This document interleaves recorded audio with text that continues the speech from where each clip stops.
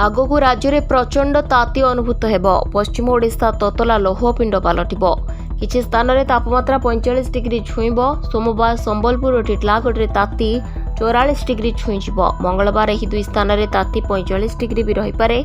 उत्तर उपकूल ओडिशा रे भी छटपट करिब ताती और गुळुगुळी। पाणीपाग विभाग एभली सतर्क कराइछि। सेपटे वरिष्ठ कृषि पाणीपाग विशारद कहिसंती आगकू ताती आहुरी बढ़िब। आंचलिक पाणीपाग विज्ञान केन्द्र आकलन कहूछि सोमवार पश्चिम ओडिशार अधिकांश स्थान में तापमात्रा 42 डिग्री उपर रहिब।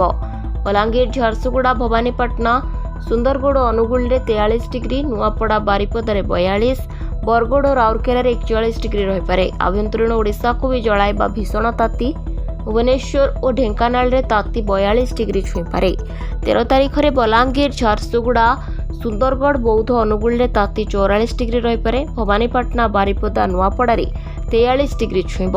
उपकूल भी 43 डिग्री पाखापाखि रहिब। नयागढ़ में 43 डिग्री, भुवनेश्वर, कटक, खोर्धा, चांदबाली, बालेश्वर 42 छुईब।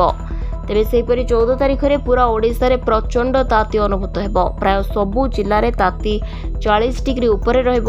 पश्चिम उत्तर उपकूल ओडिशा रे भयंकर ताती और गुळुगुळी हेब। तेरे 22 तारीख ताती बहुत बढ़ीजिब। एबे तुलन में आहुरी प्रचंड ताती अनुभूत हेब।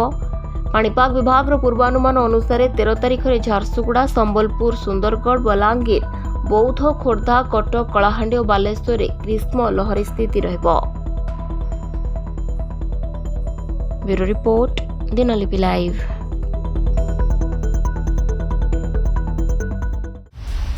दिनलिपि लाइव को एबे ही लाइक, शेयर, सब्सक्राइब करंतु।